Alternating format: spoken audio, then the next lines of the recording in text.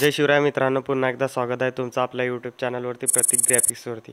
तर मित्रांनो, आज आपण या व्हिडिओमध्ये रामनवमी निमित्त बॅनर तयार केला आहे। तर बॅनर कसं वाटलं आहे कमेंट करून नक्की सांगायचं आहे। आणि चॅनलवर नवीन आणि पहिल्यांदाच आला असाल तर आपल्या प्रतीक ग्राफिक्स या यूट्यूब चॅनलला नक्की सबस्क्राईब करा, कारण आपण अशाच प्रकारचे बॅनर व व्हिडिओ एडिटिंगवर ट्युटोरियल आणतच असतो।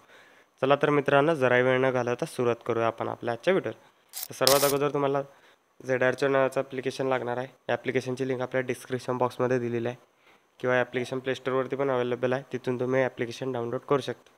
त्यानंतर ॲप्लिकेशन ओपन झाल्यानंतर तुम्ही आपलं मटेरियल डाउनलोड करून घ्यायचं आहे। त्यानंतर डाउनलोड फोल्डरला ओपन करायचं आहे। त्यामध्ये आपण एक झिप फाईल दिली आहे, रामनवमीची एक झिप फाईल आपण दिलेली आहे। तर त्या झिप फाईलवरती क्लिक करायचं आहे, एक्स्ट्रॅक्ट हिअर ऑप्शनवरती क्लिक करायचं आहे। त्यानंतर इथे पासवर्ड मागेल, तर पासवर्ड आपल्या व्हिडिओमध्ये समोर दिलेला आहे, त्यासाठी व्हिडिओ जराही स्किप न करता बघायचा आहे।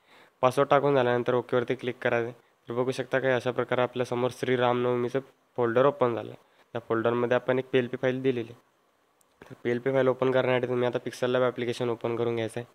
त्यानंतर 3 डॉटवरती क्लिक करायचं आहे, ओपन .plp वरती क्लिक करायचं आहे। .plp वरती क्लिक करून आपण ज्या फोल्डरमध्ये फाईल एक्स्ट्रॅक्ट केली होती त्या फोल्डरला ओपन करून घ्यायचं आहे। तर फोल्डर ओपन झाल्यानंतर काही अशा प्रकारचा इंटरफेस आपल्यासमोर आलेला आहे। तर PLP फाईलवरती क्लिक करायचं आहे, ओपन अँड ॲड ऑप्शनवरती क्लिक करायचं आहे। त्यानंतर बघू शकता काही अशा प्रकारे आपल्यासमोर आपलं PLP फाईल ओपन झालेली आहे। तर बघू शकता बॅनर एकदम खतरनाक झाला आहे आजचा। तर तुम्ही इथून लेअर ऑप्शनवरती क्लिक करून इथून तुम्ही तुमचं नाव इथे टाईप करू शकता। आता मी फॉर एक्झाम्पल चेंज करून दाखवतो तुम्हाला। इथे मी नाव टाकून घेतो, ओके। त्यानंतर ओकेवरती क्लिक करायचं आहे। बघू शकता इथे नाव चेंज झालेलं आहे आपलं। तर यामध्ये अजून काही चेंजेस करायचे असतील तर तुम्ही करू शकता। इथे टेक्स्ट पण चेंज करू शकता तुम्ही। हे टेक्स्ट चेंज करण्यासाठी फक्त तुम्हाला इंडियन फॉन्ट कन्व्हर्टर नावाचं ॲप्लिकेशन लागेल।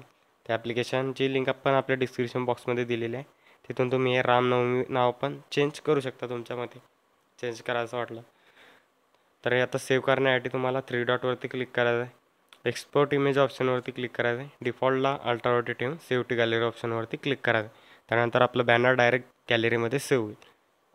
तर व्हिडिओ कसा वाटला आहे कमेंट करून नक्की सांगा मित्रांनो। भेटू अशा नवीन आणि इंटरेस्टिंग व्हिडिओमध्ये, तोपर्यंत जय हिंद, जय महाराष्ट्र।